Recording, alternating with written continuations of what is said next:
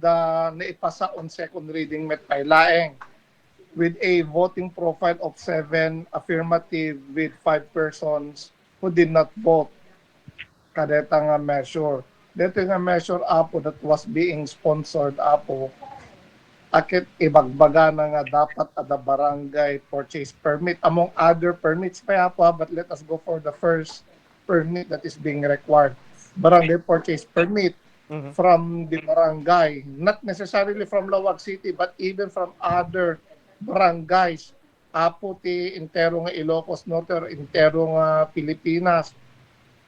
And no awan ka no dito barangay purchase permit, then you cannot let your pig be slaughtered inside the Lawag City slaughterhouse. With that apo, it is really very alarming. Why? First, it is not a business-friendly policy apo or practice. As a government, we should encourage apo dagitoy business people tayo nga they will have a sense of freedom apo on how they are going to perform or how they are going to manage their business apo, their business transactions. Here we are, we are going to restrict it. Ikadua apo, ado ti maapektaran nga hog raiser together with meat vendor apay. No awan barangay purchase permit from the punong barangay. Hamo mabalin ni Sir Rec, di ba? So, no hamo nga kadwa tay kapitan for whatever reason. Hangka makaala pakarigat ka. So, DJ, suppose to be nga mailakom within that day, hamo mailako, uray mo DJ permit nga gapo ken ni punong barangay. Remember, time is of the essence. No aggatang kati baboy apo or ag-dispose ka tatunggal nga hamo may dispose in a certain day dakdakkel ti capital mo. Another, let us say hanga bias tay kapitan. But the kapitan is very busy. But here we are passing an ordinance where we would mandate the punong barangay to meddle with the private affair of the hog raiser and the meat vendor or the middleman. Nga dapat ka no maaman na no manuti ag peso nga bayad DJ baboy nga may bagana pa no anat weight DJ baboy. Remember, live weight, although that is the general custom apo, but that is not the only way on how we are going to buy live pigs apo. Dati tipo nga makungko na. That was never addressed apo in that draft ordinance despite the fact that we raise it. At the requirements of the barangay purchase permit nga dapat compliant ni nakaisurat ijay from the punong barangay. Another apo, ado trabaho punong barangay. We are giving them an additional tasking that is of public importance. Agasim ti purpose mo no api mon monitorin amwem no manut bayad na tay baboy. So who should be the best person to declare the amount of the baboy hangka di nga ni hog raiser and ni vendi or ni buyer. Isuda hangga umanay nga isuda lang ti mangibaga no manut amount. Di punong barangay should investigate. So that is something very very absurd and a waste of our government manpower and resources. Another reason apo, nakadunga permits ti ma-issue.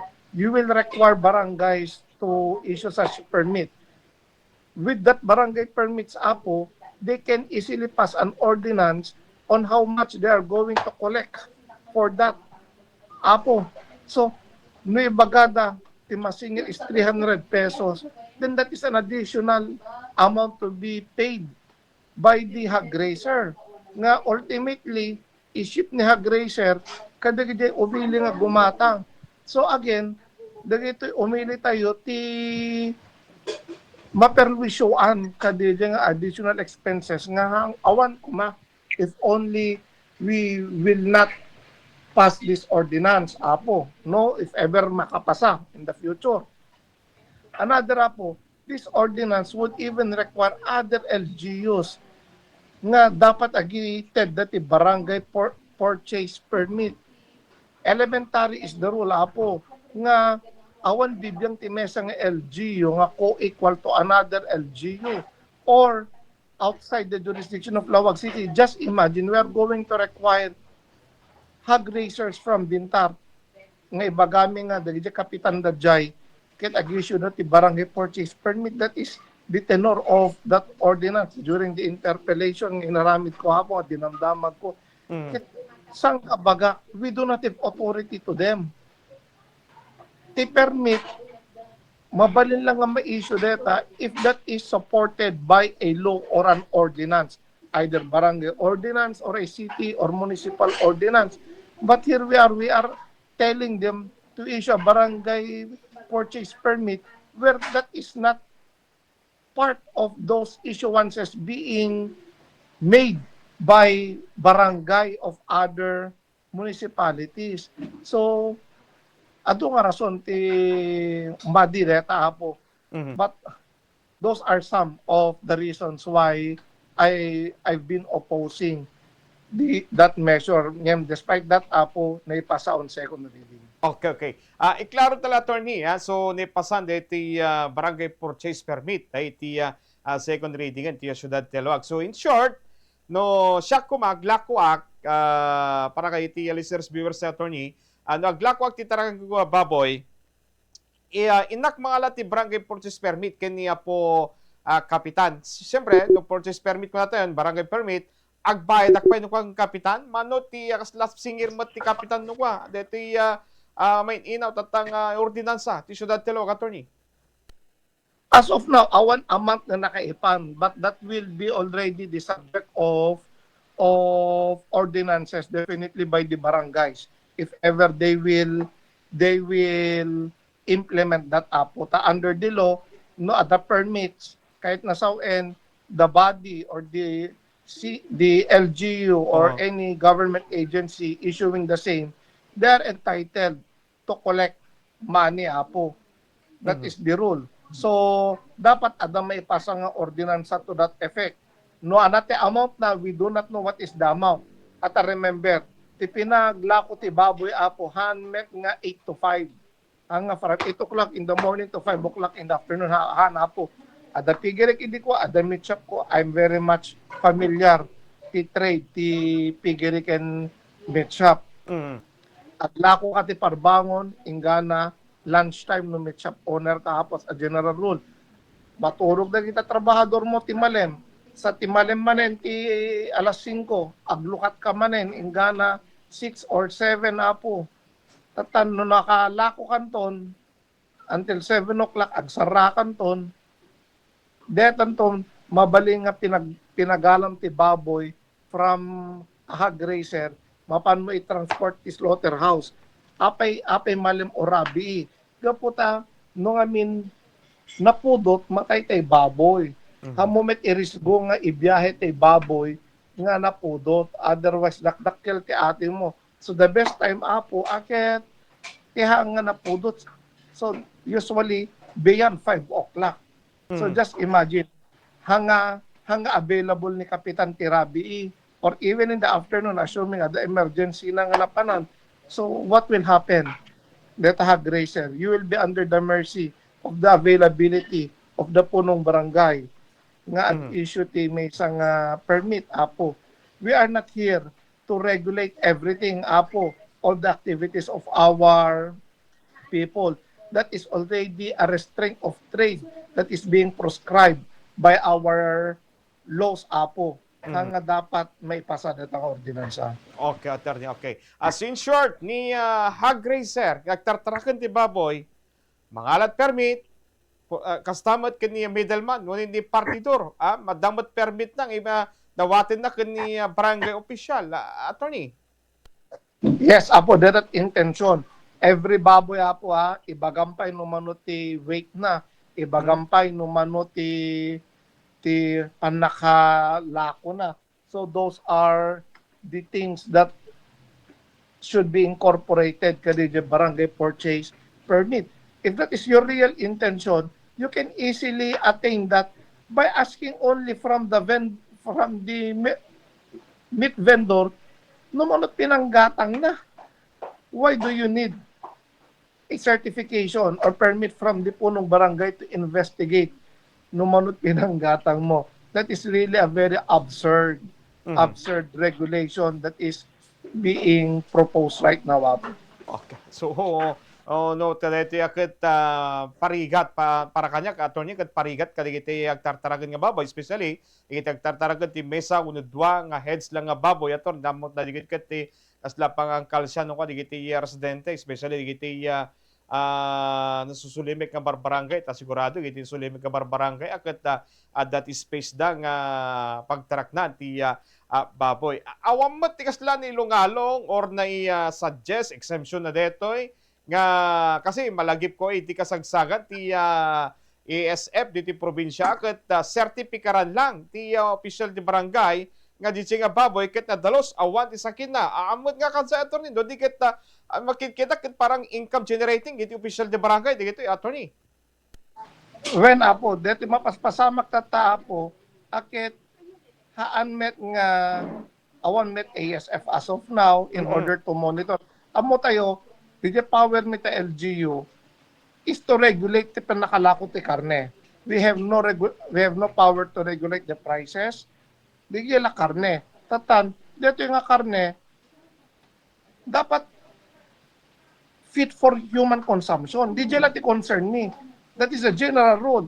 No nga fit for human consumption, nakit data no ko i-trace back me no naggap-gap one na. That is the purpose why we have this slaughterhouse to ensure nga dagiti baboy nga may laklako ake fit for human consumption apo. Nga di presyo nga mapamototokan no manot pinanggat. So what no manot pinanggatang na? Should that be the business of the government? It is not. As long as they are paying properly the taxes that is due to the government, let it be. Remember apo, under the local government code, you cannot impose taxes, levies, and any charges or imposition to agricultural products. That is very elementary. Baboy ket mesang agricultural product data, you cannot do indirectly what you cannot do directly. So in effect apo dito mapaspasamak tatan apo akit we are doing indirectly what is already being prohibited directly apo. Regulation is different. That is already a very unreasonable regulation. It is already tantamount to a restraint of trade apo. Red tape apo hangkadi nga adati makungkuna nga ease of doing business apo that we are giving our business people a easier procedure in order for them to engage business within our locality. But here we are trying to discourage them. And even our hog raiser, no handak kadwa kay ni kapitanen or ni kapitan very busy, let us say very busy lata, he will be under the mercy of the punong barangay apo. And not to mention, ti kunana pa rin nga batas, hanga mabalin rumwar, ti mesa nga babuyan, ti mesa nga baboy, no hanga na fill upan di barangay purchase permit. So dapat pagkilwa mo, gumatang ka pa iti pagkilwam i-giant among others. So talaga parigat kadagi hog raiser dito ya apo. It is not something friendly to our business people. So kahit Ken nasa attorney. Sumaro na po, I just want to point out. Barangay purchase permit. There was no rule that was incorporated. What if mo ginatang? What if baboy mo, kasla kumakinyak, ada pigerik. Idi. Ada pigerik, ada meat shop ko, idi. So, hang ko ginatang di baboy. Baboy ko di jay. Siyak ti mismo ti nang race ka dito nga baboy. There was no wording from that city ordinance how to deal with that scenario. There was none. So, kahit mo sa'yo mga lakpay ti barangay purchase permit, kithang kumit in lako di jay, ti bagbagik, kukwak met di jay, So that ordinance is very fatal, Apo. It was haphazardly made. It was not articulately made, Apo. And worse, Apo, akit many of the provisions are against the law, Apo. Kasla kuma DJ original draft na Apo, akit kayat na nga i-control aming nga presyo. Kit inikat da amin I cited. I think that is Republic Act 8859, 8581, if I'm not mistaken, the price, something about the price coordinating council, Apo. So, with this, nakalawlawag ti baga ti national law nga ti makin authority ti basic goods, Apo, like meat products. It is the price coordinating council and the president of the Philippines. Handa nga dinelegate detang authority to the LGU. Why? Because once it is delegated to the LGU, it is prone for abuse and corruption, Apo, which we are trying to avoid. Hanga mabalin, DJ. We are under free enterprise. We cannot meddle with private affairs, Apo. As long as haan nga in violation ka DJ national law tayo, awan DJ makungkuno nga racketeering, awan ti makungkuno nga profiteering, awan ti makungkuno nga hoarding. Akit business people can validly and legally do their business, Apo. So, awan kasi nga authority. Otherwise, da kami amin na po, balin kami amin nga hag-racer rin. Da kami ti mang-diktar no mano ti presyo. Bagami nga ti light weight is 250 per kilo. If that is the authority of the government official from the local government unit. But it is not. Awan power ti council, awan power ti mayor or any LGU official to that effect. Otherwise, you are in contravention. You are violating or in contravention with the national law, Apo. So, kami na, kinipresyo, attorney. So, awan ti poder yung accounts nga official di gobyerno, ti council, event ti mayor, awan ti poder yun, diket babayang mila, diket ti asosasyon, diket ti Gracer Association, ti mang depender ka dito, attorney. Definitely, awan, Apo. What we can only do, Apo, try to meddle and talk to them how to help each other. Kasla kumamit, idikwa part when I was the chairman of the Committee on Market before. Kasaritak dagitoy meat vendor, ang kadlama balin pababain nyo man laing ti 20 pesos detoy karneyo. Okay. Especially at the crisis pagustuhan data yumet. DJ lati mabalin tayo aramiden. But not we are going to legislate. It cannot be. Okay. Attorney, no sa agkamali, dansapan idikwan nga ti City Council ti Syudad Talawag nga amin nga maparty, malakuman, when no parching ti kabukbukodan mo pagpadaya ka, ket mapan iti slaughterhouse. Attorney, I think agkamali, I think saan nga natultuloy nga lintot ti Syudad Talawag, attorney. I oppose it, deta measure, hindi ko Apo, even manong Conrado Respecio, ang bimotos kadeta nga measure because during our interpellation na po, it is very flagrant already, very visible, nagijay red flags with that ordinance. When they said that there was a national law prohibiting amok met the national law, anti-met nga abogadong han nga amot isa sa una, Apo, we studied all that matters, Apo, awan met talaga. So when we were able to prove nga, awan national law, dinasak met deta, NMIS nga law, Apo, awan talaga jay. Akit, they could not contradict me because they know nga awan talaga met national law mangibagbaga, sarsalita lang, Apo. Eventually, it was declared invalid by the Sangguniang Panlalawigan.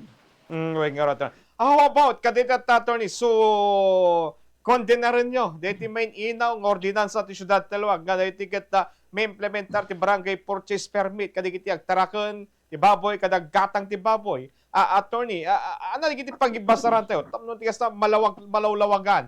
Malaksit kadagiti nadakamat mo nga hassle para kadagiti agtartarakan. Attorney, ken posibilidad nga no implementar dito kung matumon ti presyo ti karne ti baboy. Attorney. When Apo, iso DJ, mbak tatay, mumina ti presyo ti karne, gaputa aduman ti fees nga na-impose.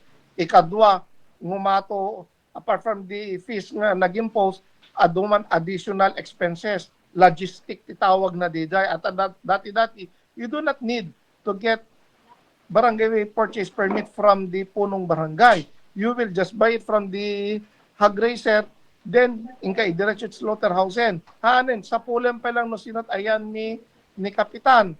That is an additional logistic expenses to be incurred. Akit nung ordang nga available ni Kapitan, subli-subli ka. Apo, time is of the essence, pinaglakot baboy. Kasano dito pinaglakot baboy nga ro din. No, rabi, late night, or parbangon, makalako ka pa yung nga ro no awang barangay purchase permit. Awanin na, anda ka paritan da ka ta slaughterhouse nga mangisarek. Another, very exhausted din nagiti punong barangay tayo, adot delegated nga functions done. Remember, they are not being paid. They're only being given honorarium, apo. It is more on sacrifice, apo. Imbagpe kada kami nga city officials and city employees, apo. We are being paid by the government, apo. Ano ti barangay officials tayo saan? Nakadot ti concern da. The whole of their barangay, approving da, nakatado nga requirements, nga i-require ti national and local. And here we are, even a private affair, we are going to mandate them to inject themselves. Makimedal da, i-verify da kanu nga nalaing numano talaga te amount. Kaslahan nga trustful, dagitoy vendor can bendi. In the first place, pangalan nga ron ni punong barangay information kadi nga vendor and vendi. So, a cross-examination kadi punong barangay in order to know no mano talaga the amount. So, it's really absurd, apo. The purpose and the intention, apo, kadating ordinance is not of great help to our community. It will unduly burden our hog raiser, our meat vendor, and the people at large. Apo tang umina, DJ pinanggatang tayo ti karkarne no kwan. Okay. Parang may mayasat ti ordinansa ti ili ti Bakara attorney nga detiket tigiti agtartaragan di baboy adan no jak kamali aday ti nagtutulagan iti asosasyon ti agtartaragan di baboy even ti iti local official nga within area di baboy isulat pakilakwan na isut pakapartyan na gapot at that time na di nga kurkurang iti may lakot ti karne ti baboy iti syudad ti Luwag nga marami ti kastoy attorney. I believe there is no ordinance to that effect. It is only a gentleman's agreement, an internal arrangement, apo. At you cannot pass validly an ordinance to that effect, apo. That is illegal. Remember, the kami Tilawag City, we are very particular, especially on my part, whether or not we have that authority. Remember, there is a national law nga ipagbaga na nga timakin authority kadeta presyo ti basic commodities kit ti national government. Kahit nasawen, when the law does not include, it exclude. Hana nga in-include ti LGU, not even under the local government code, will show the authority ti mesa nga sanggunyan or even the mayor away apo. So it is clear the intention of the government, our congressmen through the statute that they enacted, they do not want that to be delegated to the LGU because it will cause more harm than good, apo, for obvious reason. Okay, attorney, once again, maraming salamat. Kaditi oras manen nga nakidimiskasyon di Bombo Radio tam no may lawlawag ken Mamwan at especially giditi aga syudad ti Luwag kaditi main inaw ang anipasan di second reading ma-regulate o di ba dati barangay purchase permit iti aglaklako kay kasama ng taggatang iti live weight nga baboy. Maraming